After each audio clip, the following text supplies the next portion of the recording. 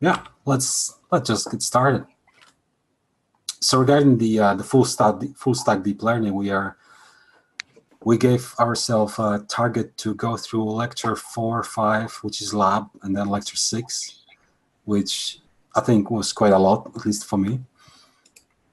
So lecture 4 was about the infrastructure and tooling. Lecture 5 was the lab lesson for the that's actually the second session of the lab. And the lecture 6 is on data management. So that's quite a lot. So, do you have any thoughts about those lectures?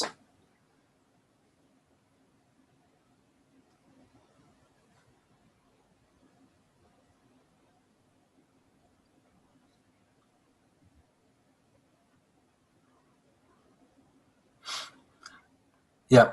So we have a question on the chat about was anyone able to run the code on a Jupyter? I wasn't. I also had the same issue as someone reported on a Slack. So when I was trying to run the code, it would not run because of the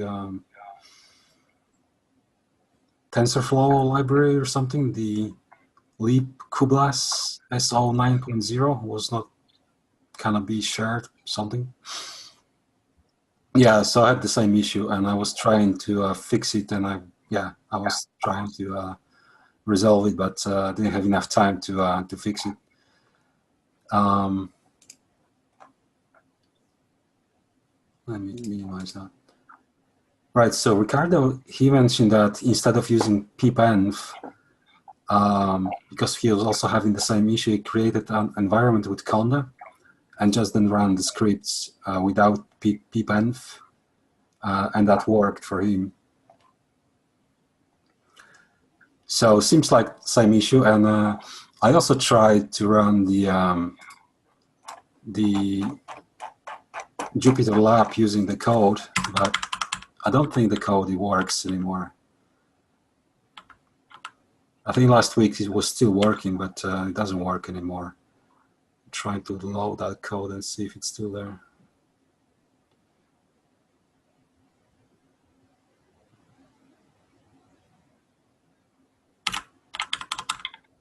It takes a long time.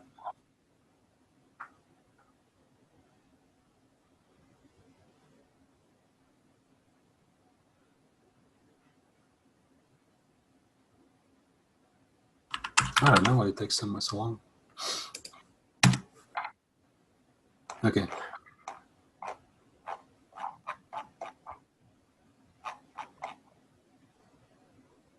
Still takes a long time, but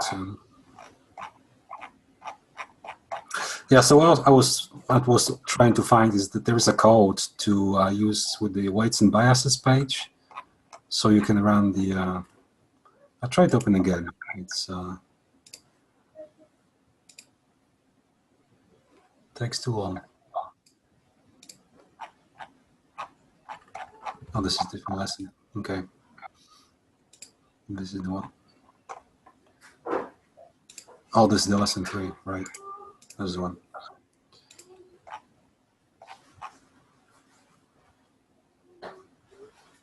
That's strange. But anyway, there is a code that you could play with the weights and biases page, but that also didn't work. Was it weights and biases AI? Yeah, that's the one. So there's a service. And it didn't work.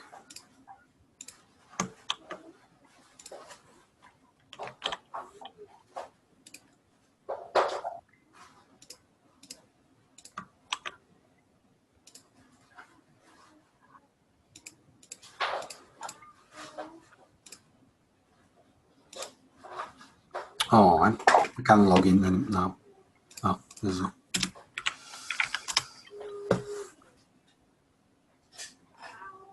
Yeah, that's right. So there's a profile somewhere, right? If you go to profile,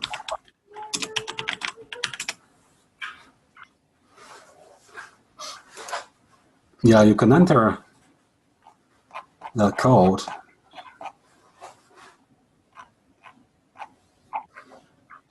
If you can get it somewhere. I don't know why it takes so long. Maybe if you download it and then open it.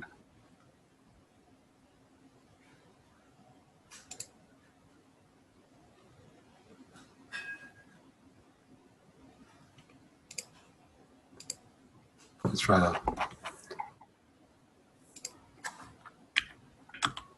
Oh, it's really strange.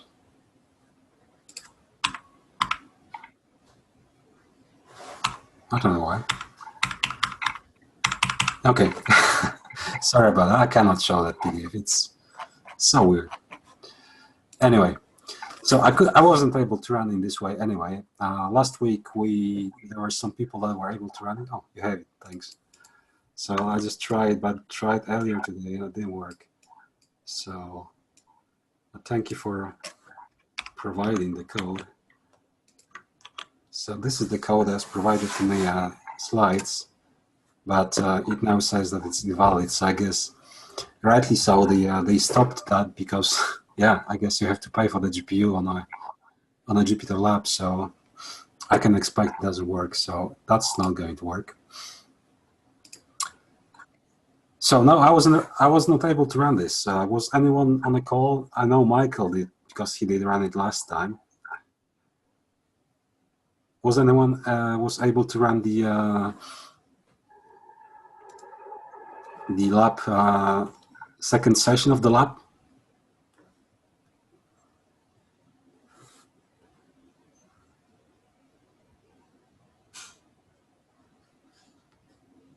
That sounds like no. Yeah, maybe we need another session just for labs or something like that to catch up, because I think, at least for me, I'm behind now with the labs. But sorry. So I was able to run it on a message from Anne. If you look at the GitHub, it says somewhere that it's no longer support that code.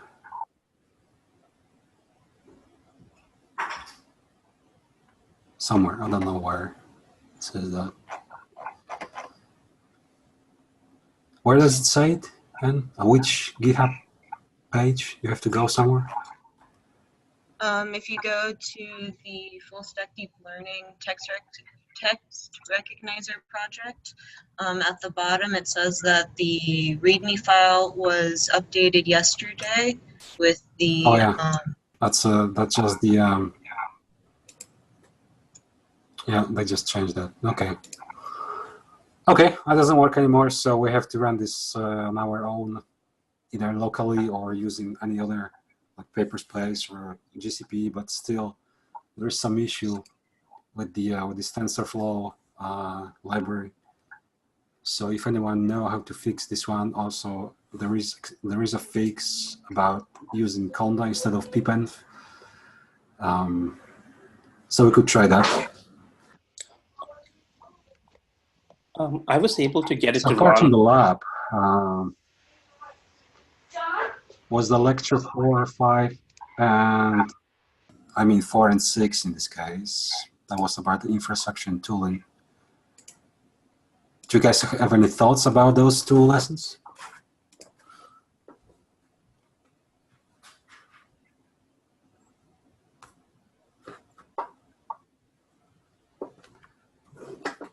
So I'm just going through slides. There's a lot of slides. I'm not going to go through all of them because that's going to take like a couple of hours. So the infrastructure and tooling, I think it was quite interesting because they showed how to, like from this paper from Google shows that the machine learning code the one highlighted with red circle, is only a small piece of the whole full stack deep learning picture. And apart from that, we have all sorts of different things like data collection, data verification, the configuration of the whole thing, feature extraction, analysis, process management, machine resources, serving infrastructure, monitoring. So there's a lot of things to think about. And the second picture is also interesting. It shows, maybe I can make it larger. Yeah. So it shows what I try to talk about in this course from infrastructure perspective. And they split that into data, development, training, evaluation, and deployment sections. And just briefly, in this section, they briefly describe what those sections are all about. So like there's a lot of many tools that you can use even for data management, like DVC, Quill, to version the data. Well, another challenge in the deep learning is the labeling. So to get labels for your data is not so easy if you have loads of them, and you need to do that accurately. There's some resources available, Prodigy, Figure 8, or Scale. Of course, you would need to pay for those.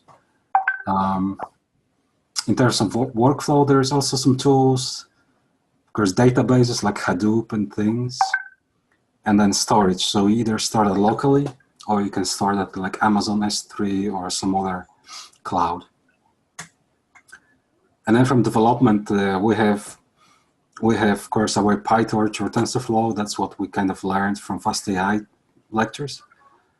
And the Jupyters and Python and Git and GitHubs, that's something we've been using. For the training and evaluation, they've introduced a couple of interesting tools like the weights and biases, as we mentioned. So something that you can monitor your training performance as you change some hyperparameters, and also for the resource management like RiseML and some other tools. From the deployment part, there's also plenty of tools already. And on top of that, there's a list of all like AllinOne Solutions, like either Google Cloud has got a tool for that, Amazon SageMaker, and more tools actually, Facebook Learner, where you can do all of that in one platform. So I'm just going to skip a couple of files quickly because, right, so he briefly mentioned but the two leading frameworks for machine learning, which is the TensorFlow and PyTorch. So like they started being two a bit different frameworks, like PyTorch better for development and TensorFlow better for production. And I believe this is still the case, but as TensorFlow is going to 2.0 and PyTorch is 1.0, and there's a Cafe 2 implementation, they both go into the same direction, being good for development, meaning TensorFlow eager mode, and PyTorch getting better at the deployment using the Cafe 2 framework. So there's a nice article on Towards Data Science about the framework's power scores, which shows using different resources and then scoring those for each of the popular frameworks. And TensorFlow got the best score, and Keras, which sits on top of TensorFlow, and then PyTorch and the Cafe and so on.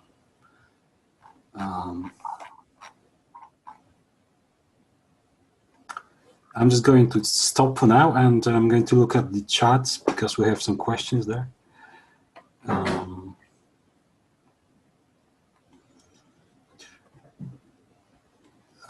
Question, not really question, but comments that that was interesting lectures. I agree, they were very interesting. Below, there's also comparison of price comparison about different GPUs. So we're going to cover that. I think that was also quite interesting.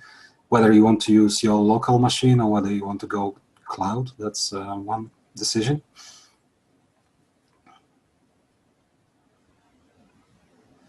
There's a question about code for lesson 2 I mean, the nitty-gritties of it. So which code for lesson 2? Let's try to find out. So lesson 2 is this one, right? Is that code somewhere there on the slides? I'm not sure. So the code is on GitHub, right? So we can have a look there. Well, I did not really go deep into the code. It's in TensorFlow, but in the slides for the lab, which we have open here,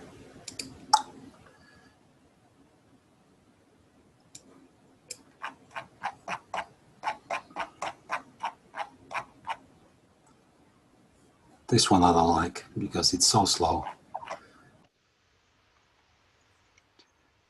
Yes, I did not go through the details of that code. Did anyone else in the call did that and can want to talk to that?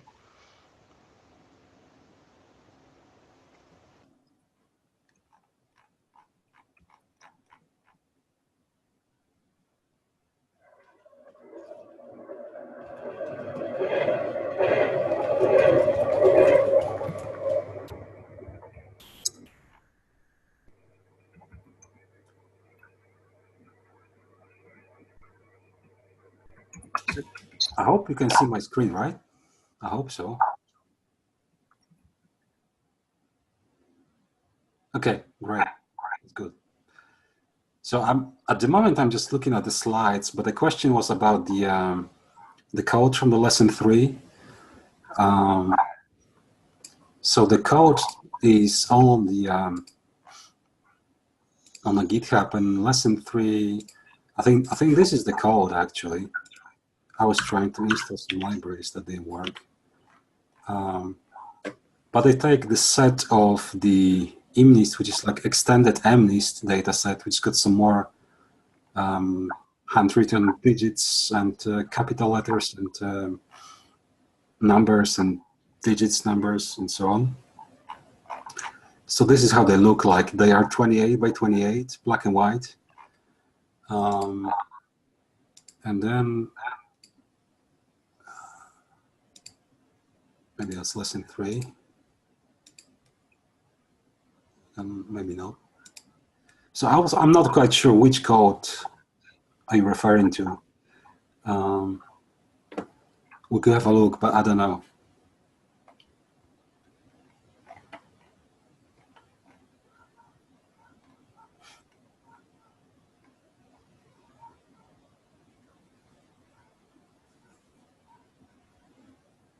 There's a question from Anne. How does one really use the all-in-one approaches? And Sagar, what do you mean by the nitty-gritties? They are all a few files there. Which one? Trying to understand. So the all-in-one,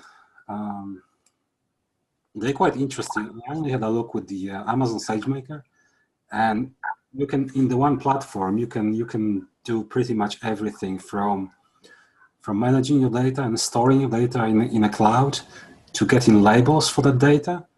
So there's a nice interface for you to describe how you want your, if it's pictures, for example, how you want your pictures to be labeled, and then you upload your pictures, send some instruction how to label them, and then you send that to whoever Amazon is going to send that to, for some, of course, as a job. And they're going to label that, and you're going to get 3 labels per image. And then, because some people can be wrong, so just to get the average of the 3 labels. And then from there, you train a model, deploy a model, maintain to and keep your monitoring model. So that's how they work. I didn't really deploy an app there, but I've seen a presentation how this works, and that's quite good.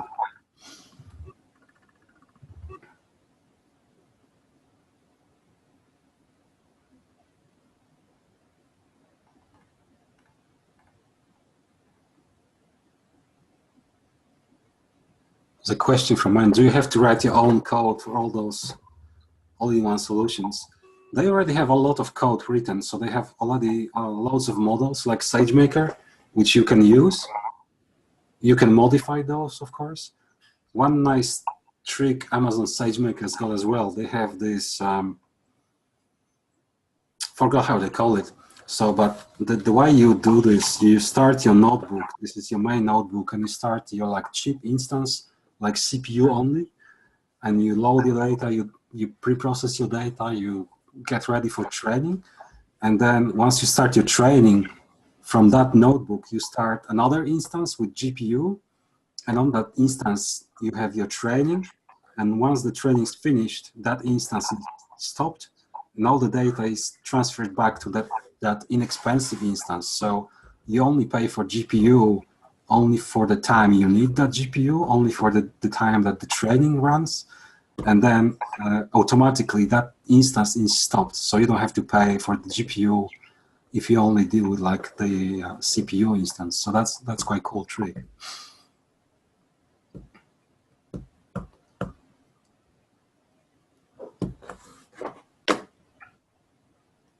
Right. So we could move to where was it? Where did it stop? It was here. Right, so the decision here is whether you want to do training locally or in the cloud. So the GPU is mostly from NVIDIA, although AMD is, I think, is getting closer and closer to be competing with NVIDIA. They've released for example, the Ryzen 7, Radeon 7, that's Radeon 7, sorry, which is quite interesting because it's got similar performance to 2070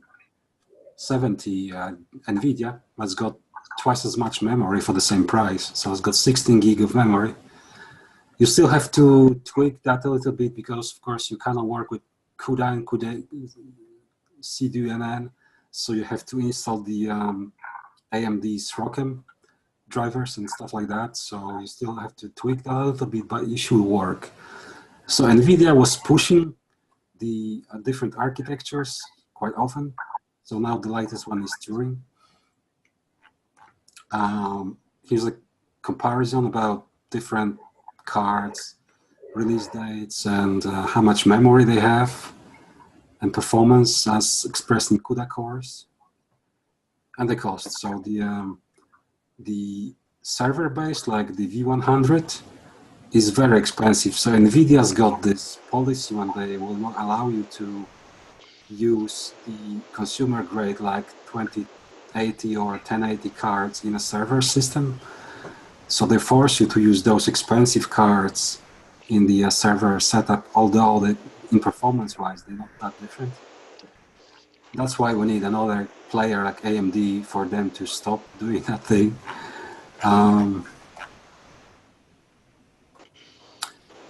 Yeah, so like different architectures. So like the newer architecture is better for deep learning. You can run the FP16, the half precision.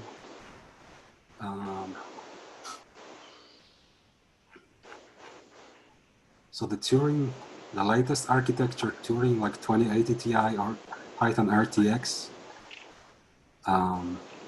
the consumer grade highest device costs you like $1,200, whereas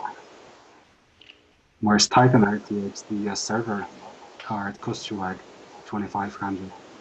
That's got more than twice memory though.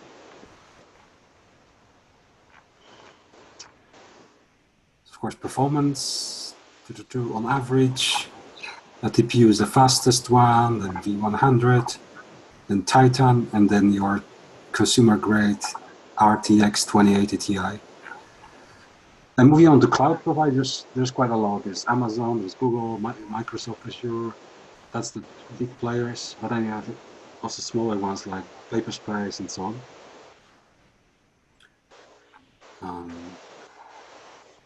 So if you look at Amazon, you have something interesting which is called spot instances, which are a lot cheaper than on-demand prices. Well, the spot instances can be stopped at any time. That's the trick. So if you have something important to run, that's quite risky. But if you're just doing some training that you don't really care that much and you're okay with that risk that it can stop, that's a lot cheaper.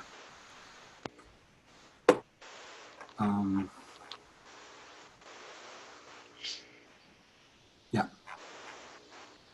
Then on the Google Cloud, you also have a choice with different GPUs. Same on Microsoft, Azure.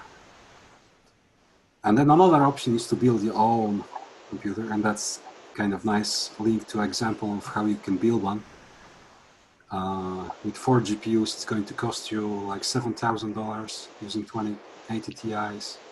So that's a lot cheaper than if you buy from like Lambda, but you get what you pay for. So if you build your own, you don't get any warranty, you have to build yourself, install drivers yourself, and so on. With the Lambda, you get warranty, so if something breaks, they're going to replace it very quickly. You get it pre-installed, and so that's what you pay for. It's not only for the components, but also for the service. There's also other options. And he did some calculations how much it's going to cost you, and then for the cloud and also for your own computer. And if you use it a lot, you will, depends how long you use your computer, it's going to only be like 4 or 7 weeks of full-time use, and then it's already better to buy your own computer than using cloud. If you use quite a lot from cloud, it's going to be expensive.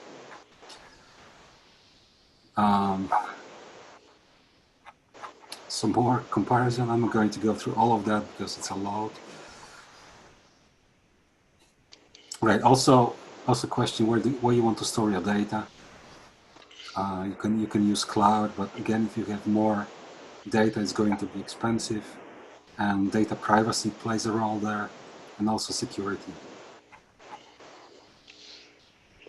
And they did, nice thing about these lectures is they did interviews with a lot of companies that use ML, like a full stack ML, deep learning.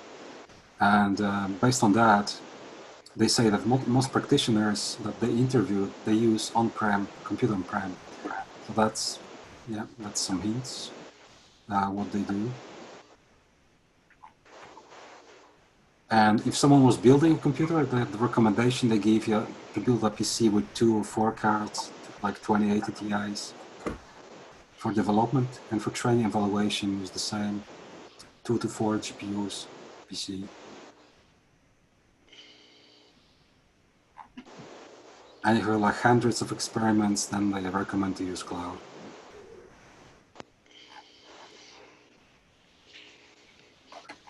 So I'm going to stop here and also look for the questions on chat.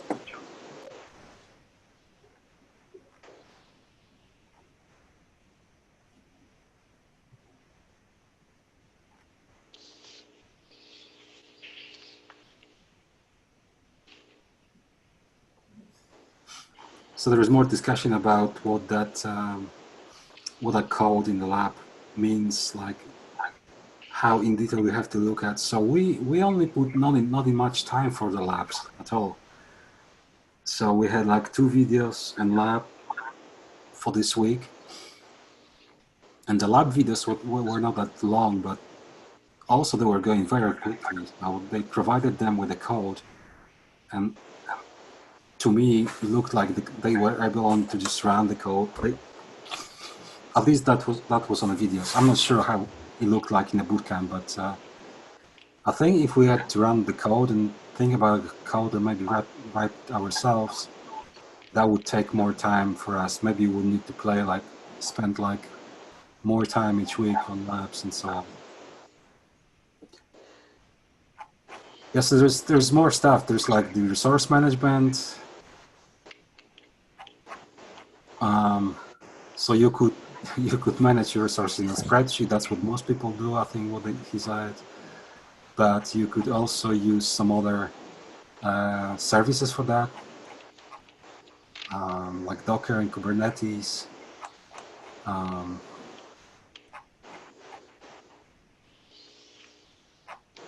but they say it gets complicated real quick. Some other tool like RiseML, I didn't use any of those tools, so it's difficult for me to talk about those. If anyone's got any experience about those, it would be interesting to hear that.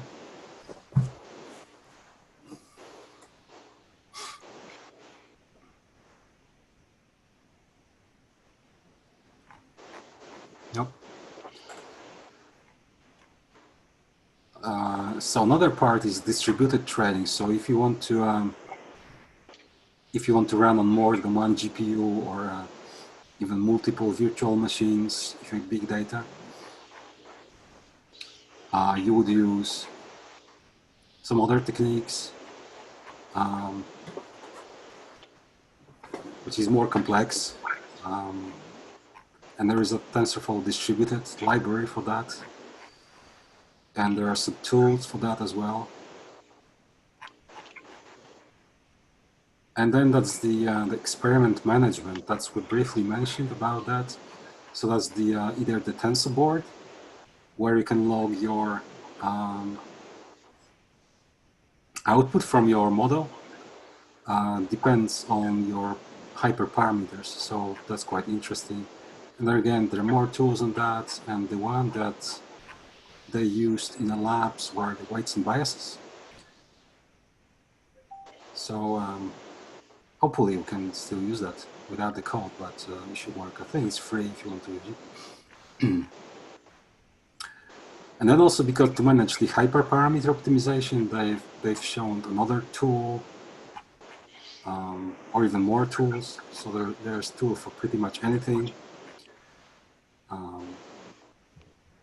Yeah, I didn't use that.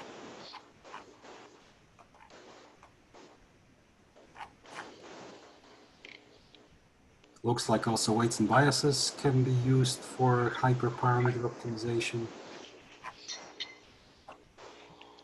And then they talk about the AllinOne Solutions. And they show a couple of examples like Facebook, FB Learner. They show, what is this? I don't know. Oh, this is Uber's platform. There's also another one, which I don't see what that is. And another one. And there's a Google Cloud machine learning something. And there is also, there's more, actually. They talked a lot, and Amazon SageMaker briefly mentioned about that. And more, Floyd. Paperspace got some solution for that as well. Determined and a summary on one page with different providers and different features that they have. And seems like the Google Cloud ML engines got most of it, all of them, with the Amazon SageMaker missing only of reviewing experiments section. So seems like the Google Cloud and Amazon provided with the most tools at the moment. And also Determined AI as well. And that's pretty much the lesson 4, I believe. So again, I'm going to stop, and if you have any questions, I'm also going to look at the chat.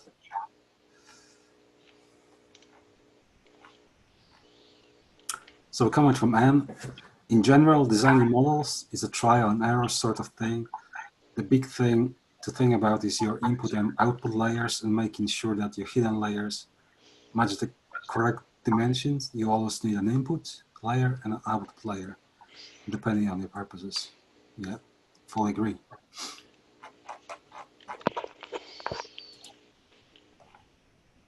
So that was lesson 4 very quickly because it's a lot, and then the labs we already talked about, and there is no slides for lab in this part, because mostly in this lab they connected to weights and biases page, and they tried to log some experiments on the weights and biases page. The next one that we had planned was the data management. Let's have a look. What's this?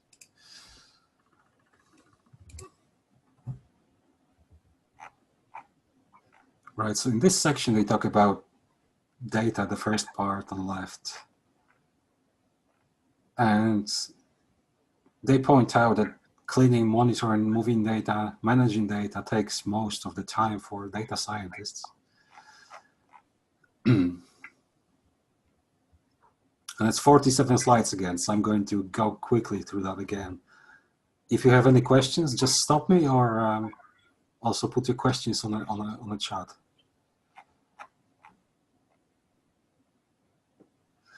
So data is got some challenges. So like labeling the data, it's going to cost mostly a lot of money to label the data.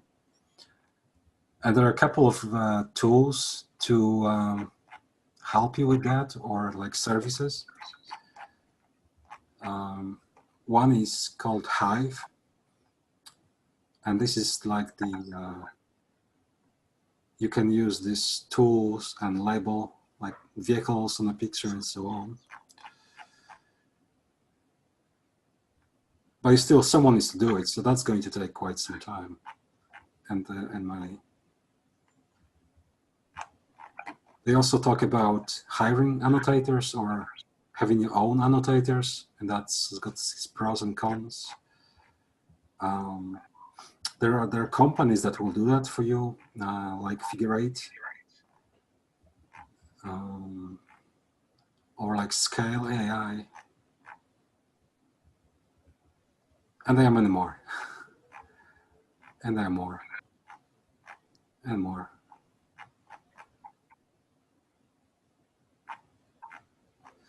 So the Prodigy is another tool that can be used for data labeling, and I think it's not free as well. You have to pay for that.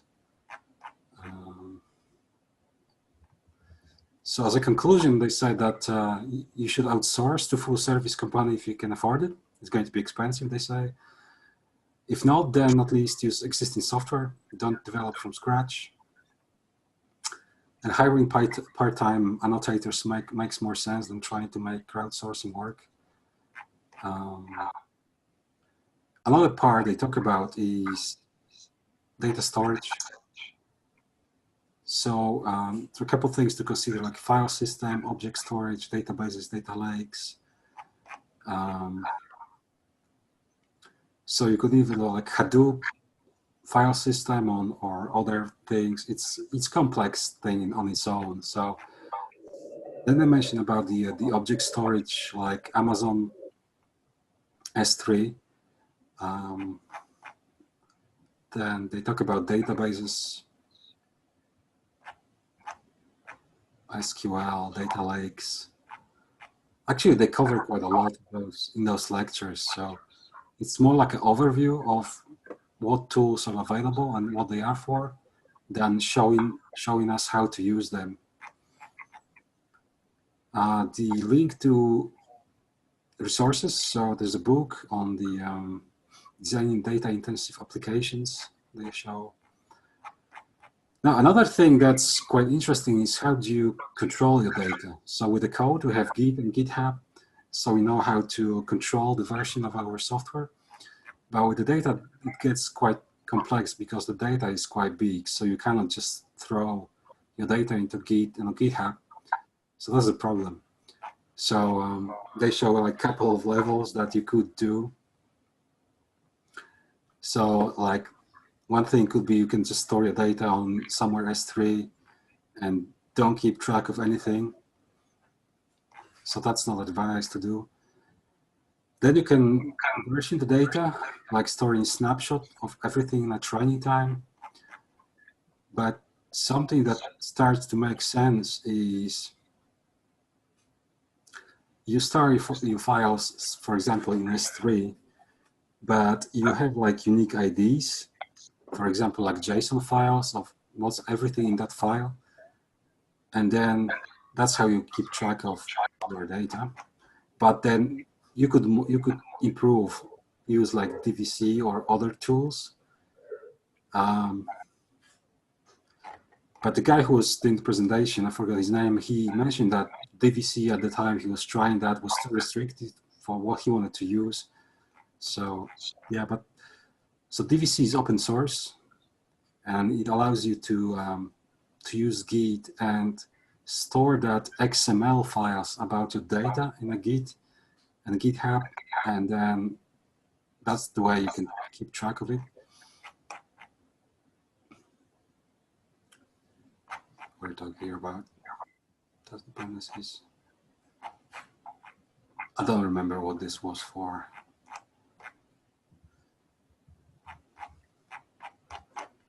Yeah, so that's very quickly going to lesson 6. I'm going to stop there and ask for any questions you might have.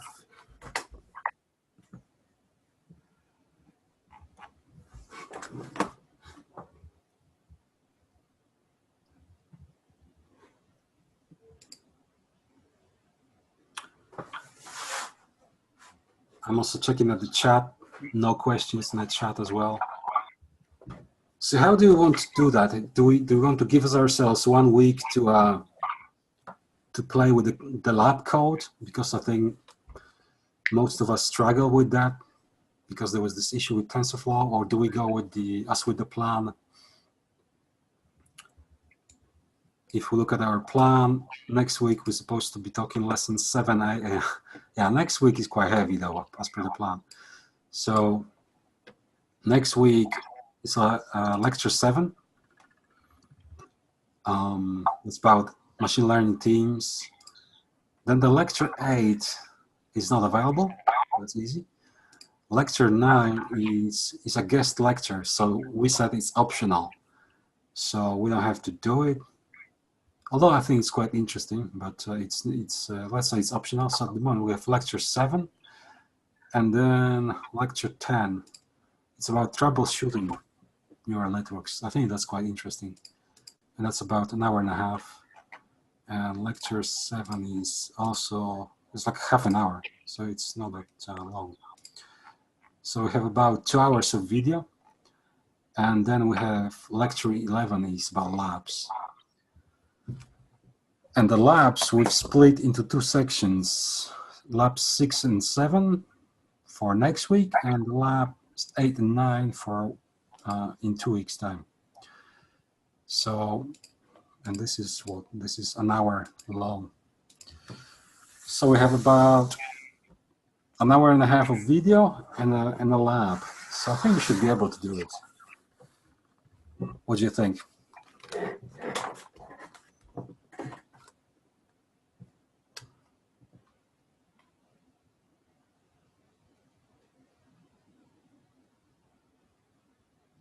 At least I didn't hear no. Just looking at the chat, that seems reasonable, sounds good. Okay, let's keep it as a plan. Okay, so let's do this for next week. And I'm also looking if we have Mehul, but I don't think we have Mehul. I also don't see Daniel or... Hello? Daniel or... we have Mehul? Oh, great. Can you hear me?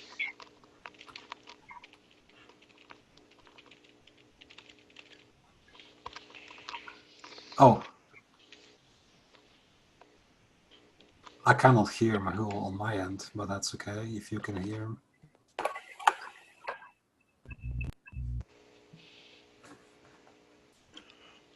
Or maybe I cannot hear anyone. That's the problem. So the whole time I didn't hear anyone. So sorry about that. If why?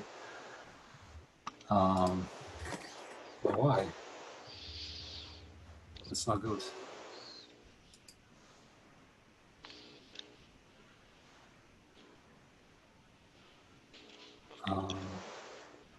Okay. Let me try to fix that. So I'm going to stop sharing.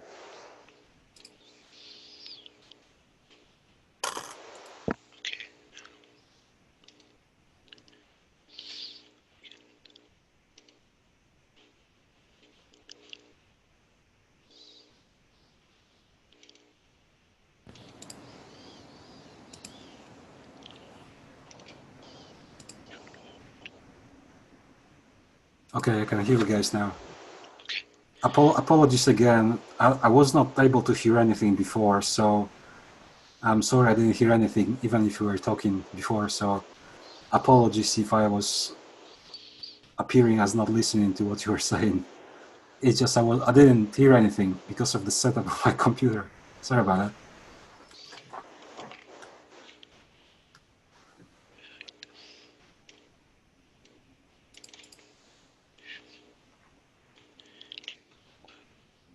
Can I move this panel?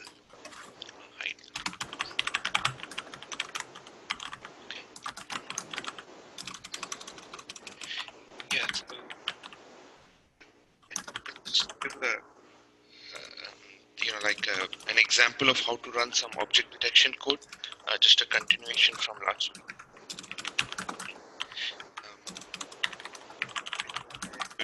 You hear me okay?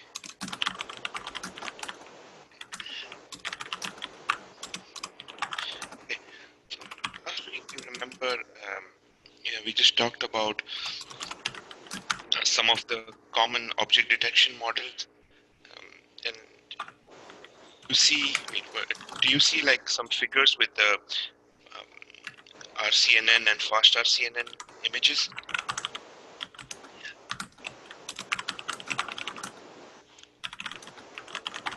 Checking the chat.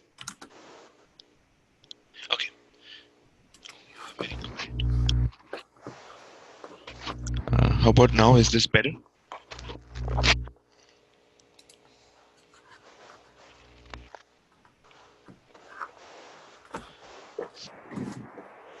Okay. Yeah. So last week we were talking about the various object detection models. So, for example, RCNN or fast RCNN, where I don't like, just to summarize it. The basic idea was, okay, let's first find uh, a region of interest. Okay, our goal is to find multiple objects, like say multiple cars or multiple animals in the image. So before we do that, those detectors had two-step processes, at two stages. So the first stage was, let's find region of interest, and then the second stage was, can you say if then the second stage becomes a classification, such as, okay, is there an object in that region of interest or not? And then the region of interest idea was basically, it could be from traditional image processing. So the stage one could be traditional image processing, or it was people started saying, hey, you could even do region of interest by using a deep neural network. Okay, so that was the two. Um, so that's the summary from last time. Sort of. Okay.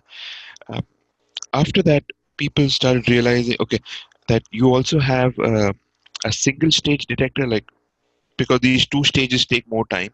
So say you want more performance, you get or you want quicker, you want to get your detections faster. Um, then can we do a single stage detector, right? So get the region of interest and say whether the object exists or not in one go. So one of the motivations was, I think the original model, when they first started, it was really slow. It was like 80 hours to run just one image.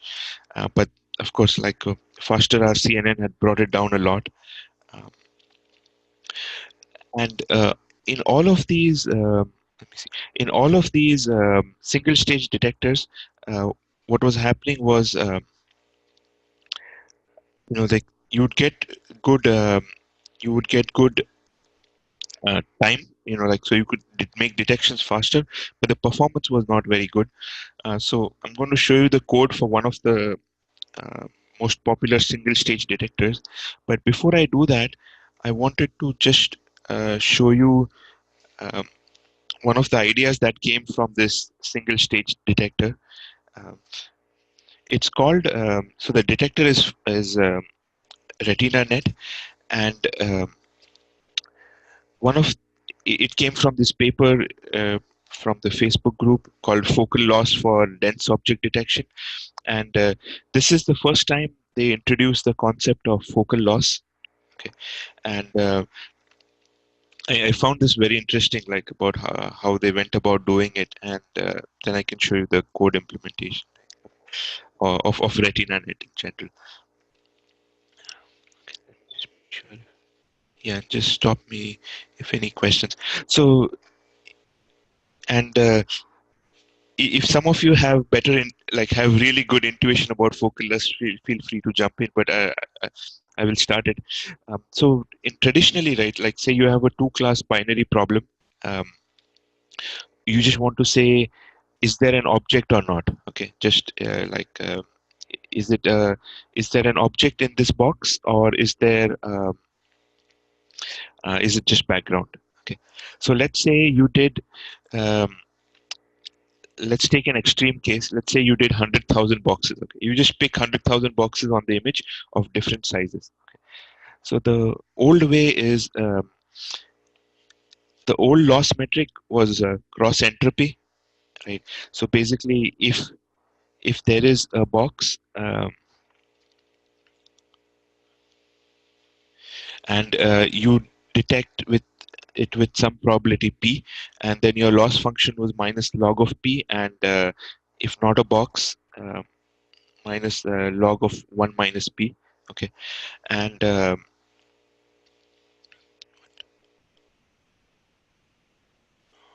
okay, so you have the cross entropy, and then what they introduced in what they introduced in this paper for focal loss was scaling of this loss metric. Okay, so the focal loss is simply defined as um, uh, log of p of t, and then they introduce two parameters, the gamma, which is a scaling here, and an alpha, which is another multiplier. Okay, and when I first saw this, I was just scratching my head. I'm like, um, what are they talking about, and what are they doing? So the whole idea is, maybe we can just walk through an example, and you will see why this why this idea of focal loss is so useful. Let's say let's take this example as good. Okay, say we have like, what is this? This is more than we have 1 million boxes. Okay, and we have 10 boxes with a PT of 0.01. Okay, and let's say the 1 million boxes are all just background images. Okay, so they have this high um, probability, and they're all negative examples, and you just have a very few positive examples. Okay, and so if you work through so here you just work through the cross entropy math, and you will see.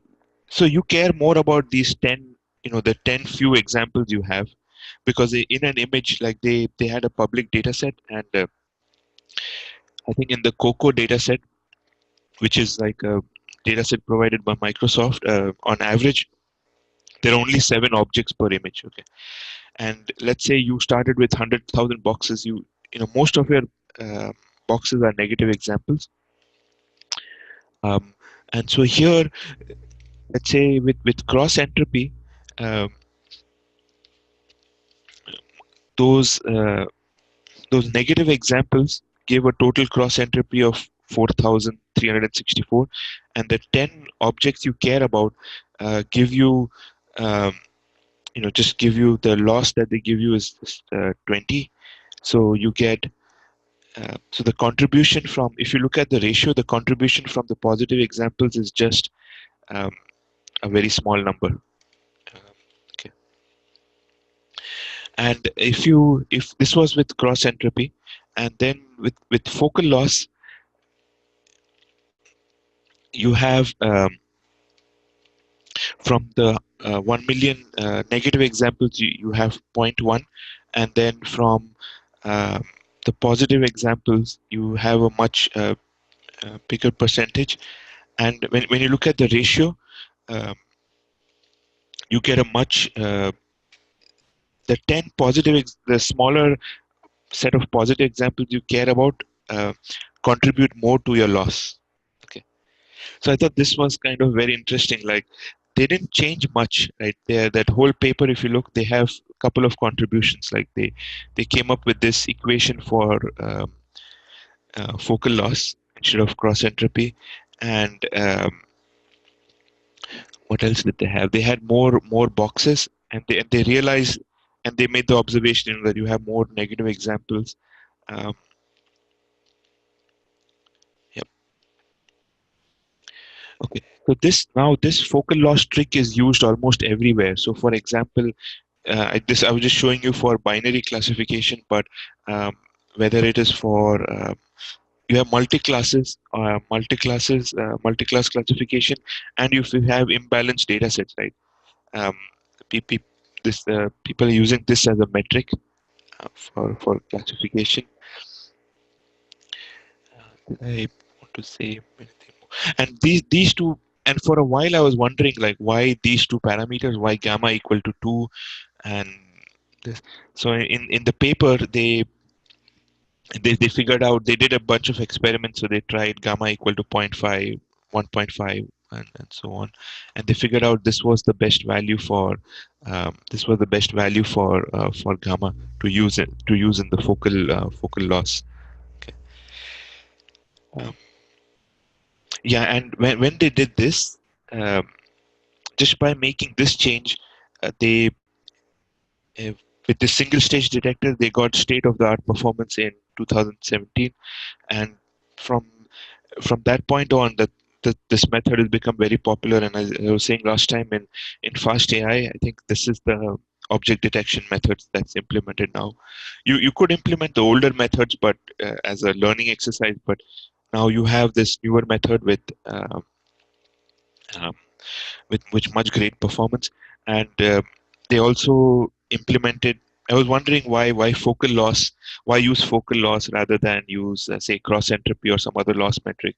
And this example just explained to me, like, this focal loss is it's really useful when you have class imbalance. Okay, so okay, let's look at some code. So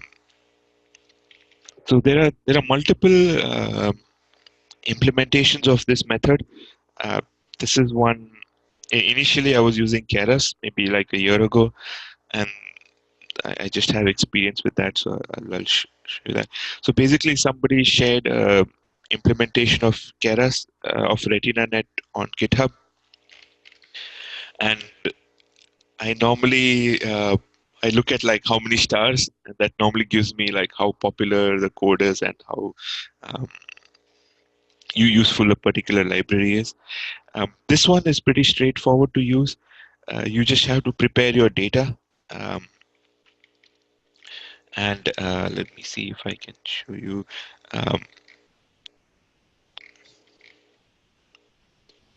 So you need an annotations file. Yeah. So you basically we are doing object detection, right? So we need a box, and so you basically make a CSV with the path to each image, the x1, y1, x2, y2 coordinates of the box, and the class name. So cat, dog, whatever. Right? Like you just have a different classes. Um, oh yeah, here's a full example to create this.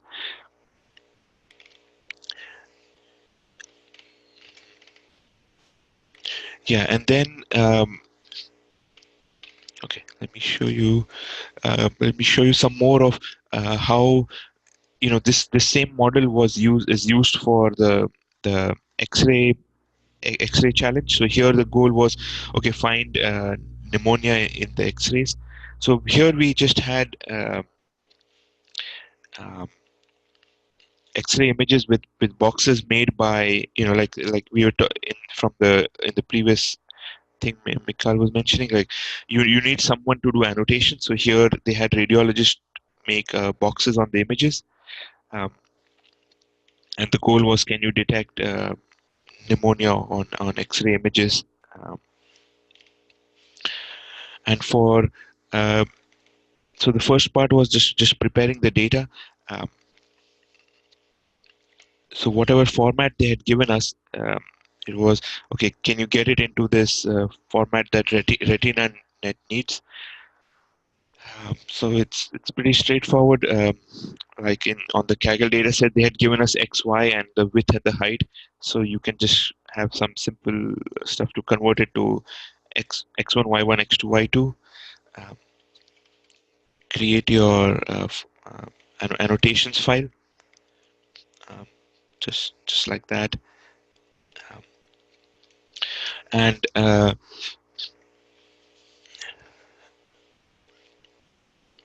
then okay, once you have that file, doing the actual training with this particular model was pretty straightforward. So we use a pre-trained network like ResNet 50 as a backbone. The image you specify um, the image sizes, like say just 256 by 256. I think a lot of us were like most of the GPUs had like, I think that 1080 Ti has 8 GB RAM, and the batch size were really small, like say 8 or 10 batch images per batch, um, and actually running, like running the code was not hard. It's basically just calling the script, having some command line parameters, and running it. I think for me the hardest part was like understanding the model, and I will show you uh, why that was important. And then once they had something that okay, you can you train it, and they had a step of I think this is just an implementation step that you convert it to a particular format like a .h5 file, and then you can use it. So the first step was training, you convert it, and then you can use that model for inference. So the rest of the code was just using it for example, for predictions. Right? Um, there were a lot of yeah. So the code itself was okay. You train, you convert the model, then you do prediction. But there's some data preparation. So here, for example, we had X-ray images, so they're only one channel. Um, so people, I saw this. Many people do this. You will just make it into 3 channels and just copy the image into all 3 channels. So that's all that's going on here. Um, you may, since here we started with images of 256, and actually the original images are 1024 by 1024, so we do the scaling here. Um, and another standard pre-processing step is to just, before you gift it to prediction, see we use the ResNet model during training, right? Um, and in that you have that's pre-trained with ImageNet. So we're just doing some pre-processing where we apply the same pre-processing that was done during ImageNet training. So this confused me for a while, because what they're doing is they're taking the mean from ImageNet images and subtracting that out here. Let me see if I can find this function. Yeah, right here. It's just you take your input image and you subtract these values out, and I was wondering where these came from, and this just came from ImageNet.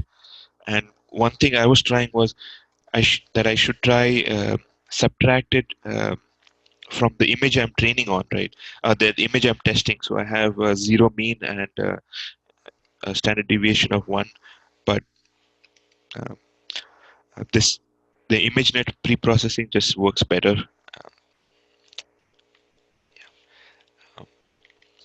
Yeah, and then the rest of it was just okay. You can run, you run your predictions, and um, once you run the predictions, the rest of the code is just to take the boxes and then put them in a CSV file, get ready for submissions, right? And so each box might have some like how likely is it to be a real object. So you have to pick a threshold in these boxes. Okay.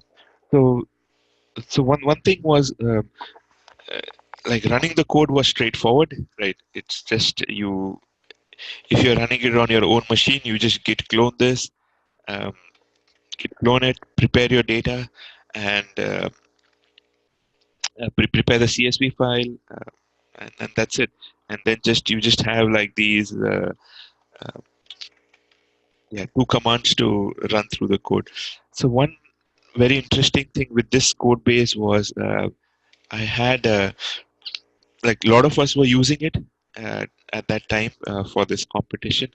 And what I had people do was because I was cared about, okay, what parameters are important when you run code like this. So we had different people uh, just put in what parameters they use, and these are all people who took part in that object detection.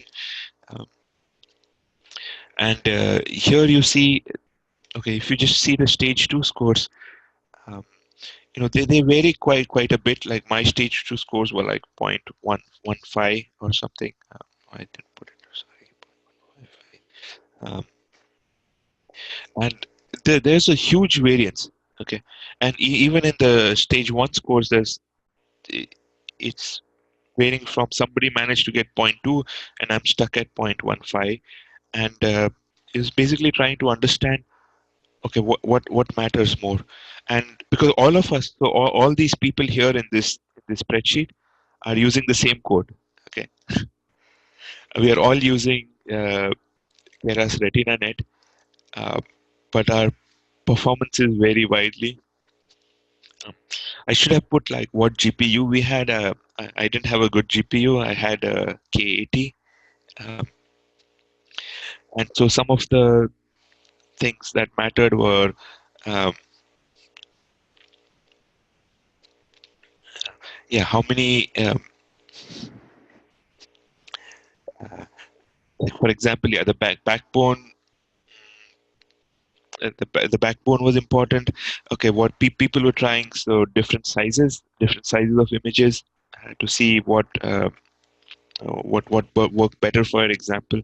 So I think in a practical, when you're doing it in a real problem, you just have to play with these parameters. So it never struck me that you should try and use a lower detection threshold. So my thresholds were much higher for, okay, what is considered a real good box, where the other people were um, using much lower thresholds, except this one person. Let me see.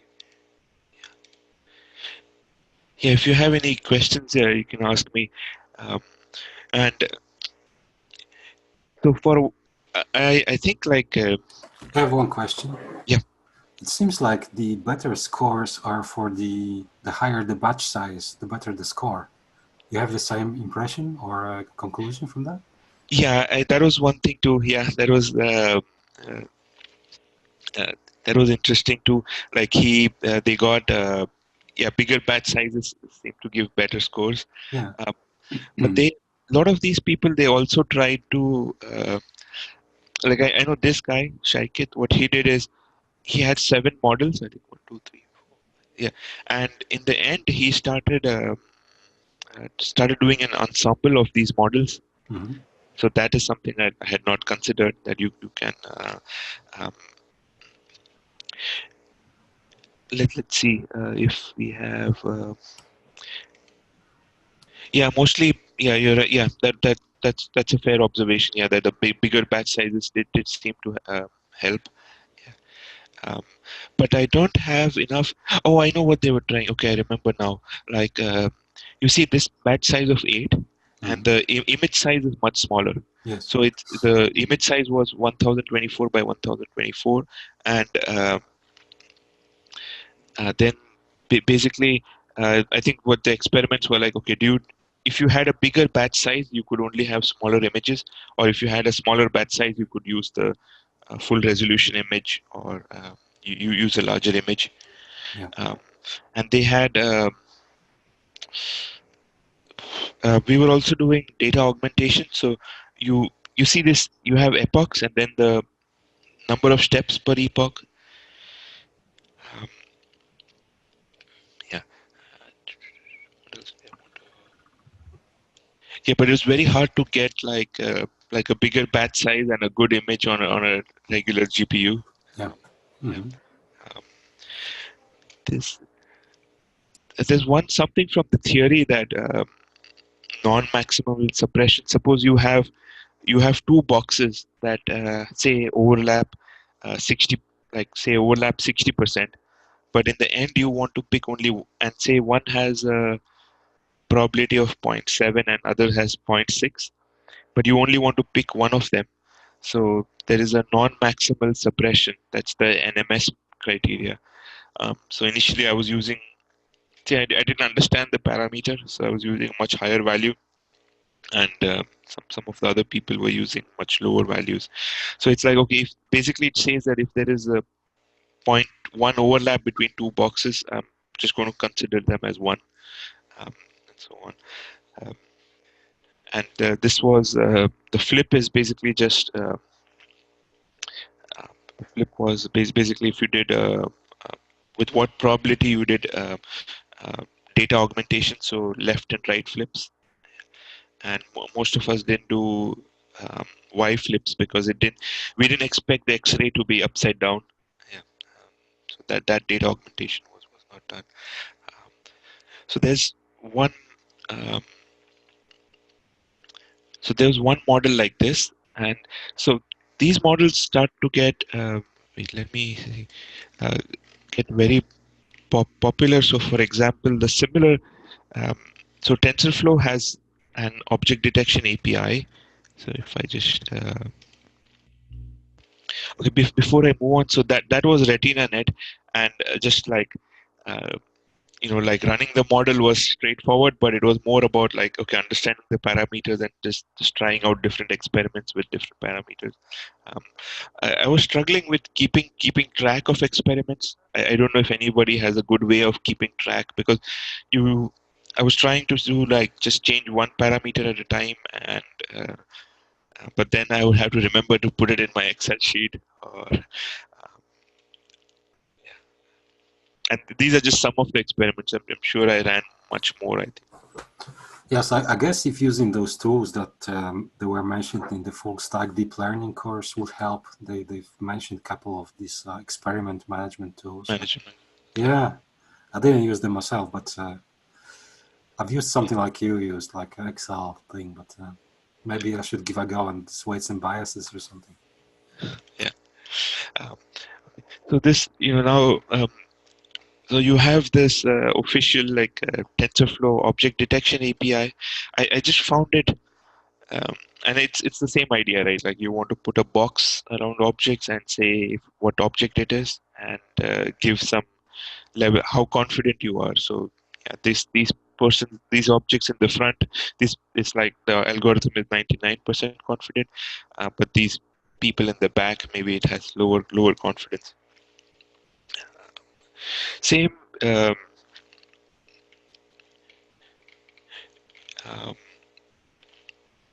Well, what I find with a lot of these is once you sometimes it's just hard to use, and TensorFlow was one of them. These object detection, you have to use they have to convert images to their format, which is say like what was it, like say TensorFlow records, and then most likely you will have some like a config file or a JSON file with specifying the parameters. Okay. And for example, so when I did it,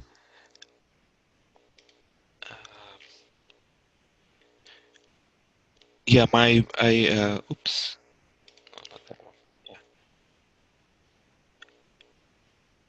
Yeah, I could never get it to work as well as RetinaNet, but it was basically I just made notes, so if I ever needed to use it again. Yeah, okay, I remembered it. Yeah, so basically, there is a config for like what type of model you want to use, and then some other options like how many training steps. And many times I'm just limited by the GPU I had. Okay, yeah, and they right. What else did I have? Yeah, I had to make a config file. I had to convert the data into this TF records format, and this was kind of interesting. They had this idea of shards, so they said let's shard or like break the data. So it's like I had like say maybe 10,000 examples, so 9,000 shards for 9 shards for training and 1 shard for evaluation. It's I don't know why I guess they just like to use that word. And there was some way of like, okay, how do you convert the images to this TensorFlow records? Um, and the one nice thing I really liked about this API was, of course, you um, in TensorBoard you could see all your graphs such as like detection, recall, and different metrics. So whether it's for the boxes or just saying how well you did, um, but you could also see um, different your images, um, and so okay, let me see.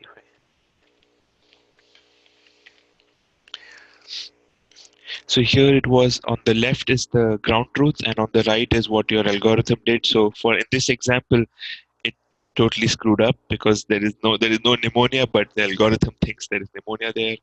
Uh, and the one reason I like this tool a lot was, you this is at you could see it at what iteration. So this was at step 6,000, whatever, at epoch or step 6,000. So you could like actually move this bar and see the performance at different time in your training. Um, yeah, but these are all terrible because there is no uh, um, except here, like here, okay, there's nothing in the ground truth, and yeah, the algorithm says yeah, there's nothing there. So they did build this for you nicely. This was nice, and they had yeah. Oh, okay. And what lot of them started doing this is they make these. They call it a model zoo. So TensorFlow has it. Um, Facebook, PyTorch has model zoos. So, for example, this is the detection model zoo because it's just you see it's so popular. You have 50,000 stars on this repo. Um, so you basically have all these uh, pre-trained models, right, from different methods. Um, so, for example, SSD is single shot detection, and using ResNet 50. One of the things we talked about last week was a faster RCNN, right? So this is faster RCNN with ResNet 50 trained on Coco. Do they have? Yeah, so they have all these pre-trained models, and you can. Okay, I remember. Yeah, and you basically have this trade-off between speed and accuracy, and this was the mean average precision, right? So, for example, if we look at a higher ranked, higher precision, 35 is the highest. Yeah, okay, 43 is the. I think they haven't updated. I think there are more models. I guess this is a bit of 43 is the highest precision, but you see, like the time is like 1,800 milliseconds. So that's much higher compared to some of the slower models, right? Um,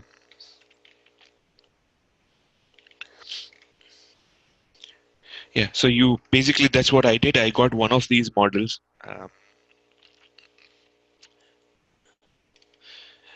I got the model, um, and then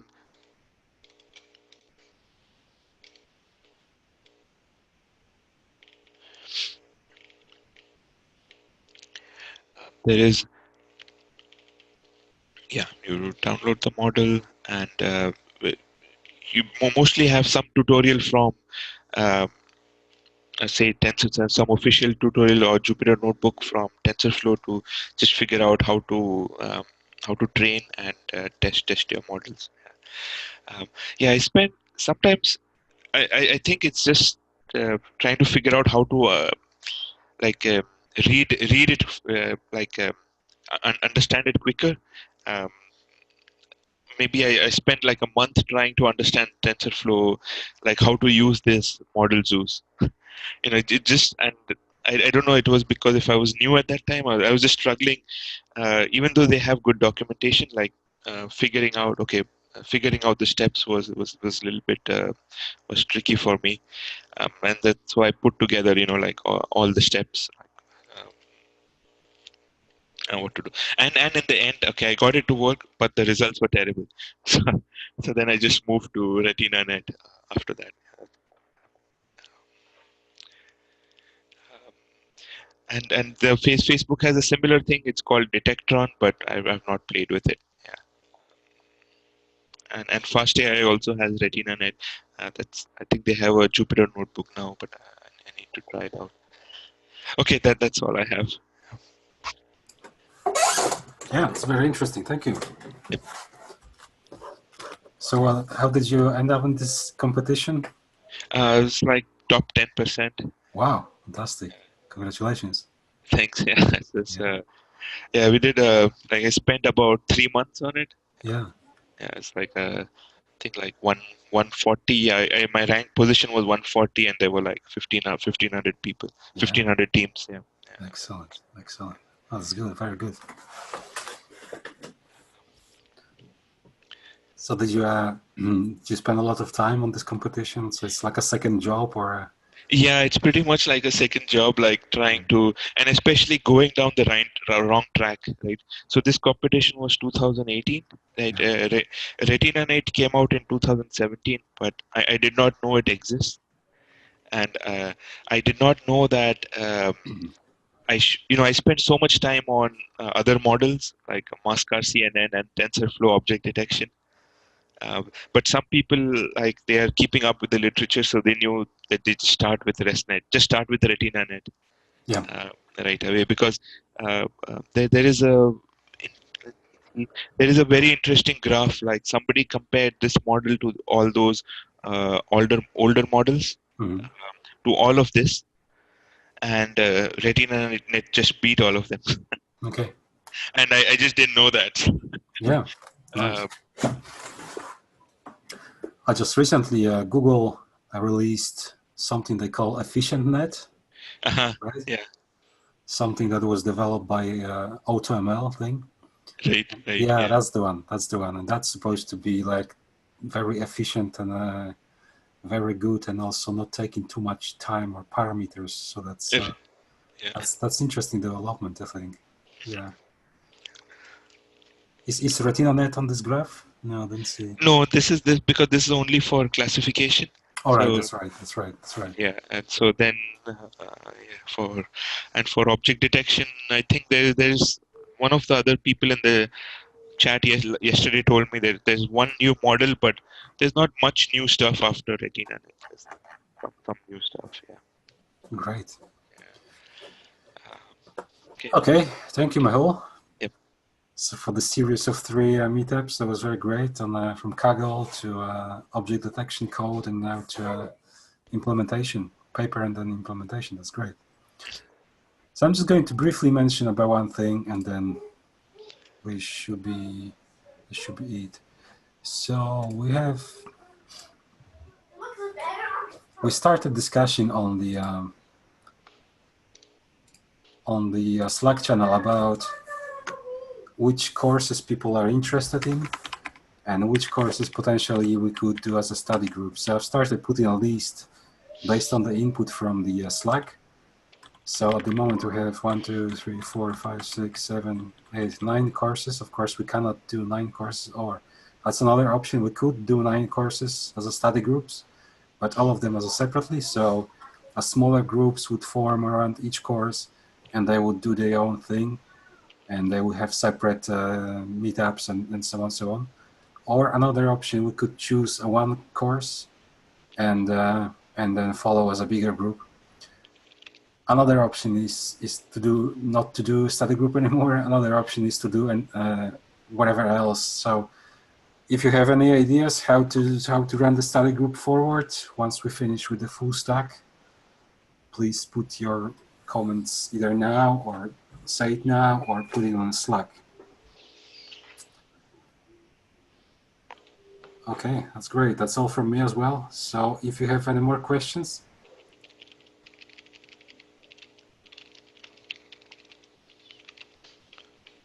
I'm just going to check chat as well.